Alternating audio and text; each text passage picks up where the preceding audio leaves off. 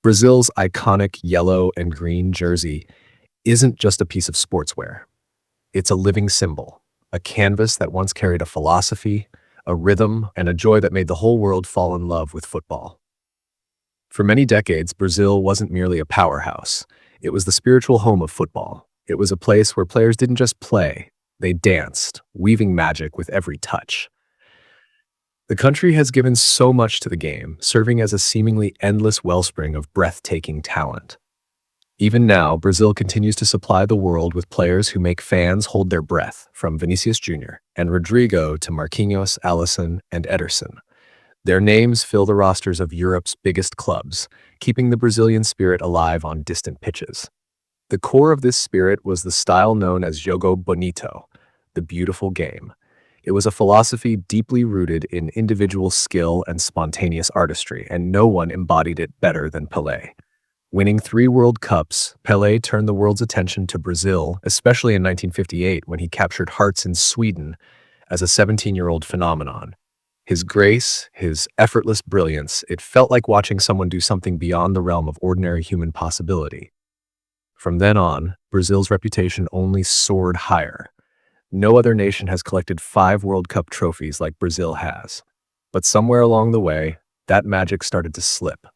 Fans began to wonder, how did the country that taught the world to play suddenly seem to forget its own lesson? The decline has been gradual, painful, and filled with questions that still echo through the hearts of supporters.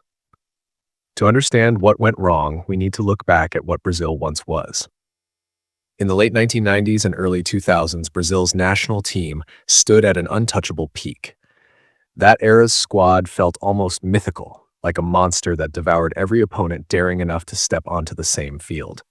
Imagine facing a lineup featuring Ronaldinho's audacious dribbles, Kaká's silky runs, Ronaldo Nazario's unstoppable force, Rivaldo's left-foot magic, and the flying fullbacks Cafu and Roberto Carlos. It was a symphony of attacking football, a flowing river of creativity and fearless play. Even before a match kicked off, opponents knew they were already defeated in spirit. Ronaldo Nazario powered through defenses with a mix of speed and brute strength. Ronaldinho dazzled with flair that bordered on otherworldly. Rivaldo curled in left-foot shots as if painting on a canvas.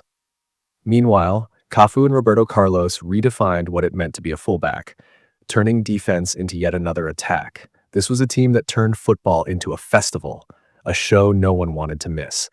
But as the years rolled on, football itself evolved. Around the world, tactical revolutions took hold. European teams focused on relentless pressing, precise positional play, and systems where the collective outshone the individual. Brazil, however, seemed unwilling to adapt, as if hoping pure talent alone could carry them through forever. The Jogo Bonito ideal, which thrived on sudden moments of genius, started to seem outdated against these disciplined European sides. Gone were the wide-open spaces where Brazilian stars once danced freely. Modern football demanded tight, coordinated movements, where every player was a piece of a larger puzzle, a concept championed by coaches like Pep Guardiola and Jurgen Klopp. As a result, the Brazilian team began to look lost, unable to find its rhythm. If you were to time travel today's players back to that golden generation, it's said that hardly anyone would make the starting lineup, except maybe the goalkeepers, Alisson and Ederson. It's a cruel irony.